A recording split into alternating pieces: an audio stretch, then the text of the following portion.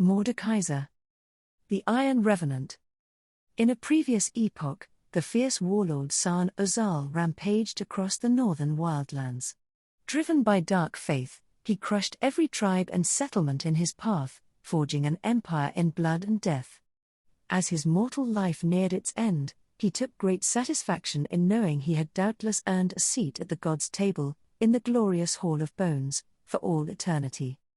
Yet, when he died, he found no halls or glory awaiting him.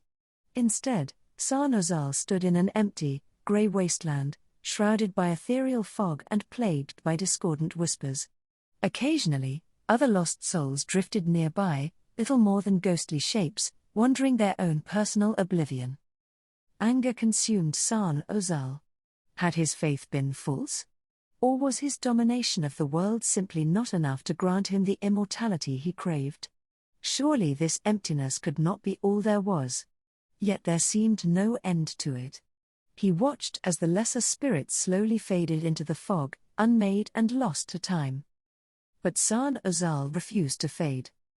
His will, tempered by rage and torment, held him together.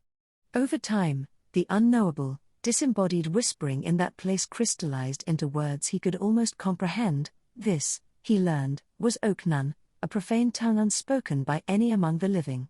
Slowly, a deceitful plan began to form in what was left of San-Ozal's mind.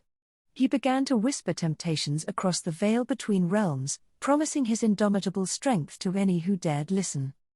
And, sure enough, the day came when a coven of sorcerers resolved to bring San-Ozal back from the dead.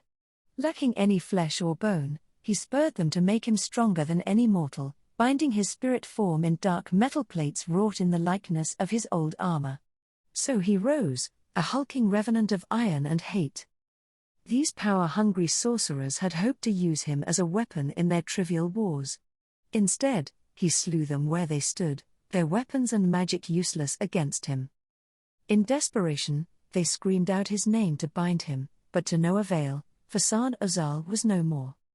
With an ethereal rumble, he spoke his spirit name in Oknun, Mordekaiser.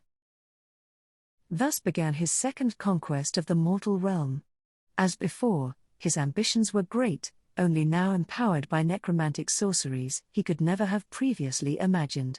From the fearful, dissipating souls of the sorcerers, Mordekaiser forged a weapon fit for an emperor of death, his brutal mace, Nightfall, and seized control of the army they had raised. To his foes, it seemed he cared only for massacre and destruction. Entire generations perished under his relentless campaigns. However, there was far more to Mordekaiser's plan. He raised the immortal bastion at the center of his empire, while most assumed it was merely a seat of power. Some came to know the secrets it held. Mordekaiser hungered for all the forbidden knowledge of spirits and death, and a true understanding of the realm. Or realms beyond. Such tyranny could only bring him enemies. The Iron Revenant was defeated, surprisingly, by an alliance of the Nokshi tribes, and betrayal from within his own inner circle. This hidden cabal managed to sever the anchors of his soul from his armor, and seal the empty iron shell away in a secret place. And so, Mordekaiser was cast out of the material realm. However, unbeknownst to anyone, he had planned for this. Indeed, it was a pivotal part of his design. Domination and deceit had carried him far, but he knew that a destiny far grander than the Hall of Bones awaited him. There, in the once empty wasteland, all those who had died under his latest reign were waiting. Perverted by dark sorcery, their spirits would never fade. The strongest became his devout, eternal army, bound to his will. But even the weak were given purpose. From the subtle matter of their souls, Mordekaiser would forge a new empire. They would be the building blocks and mortar of his afterworld.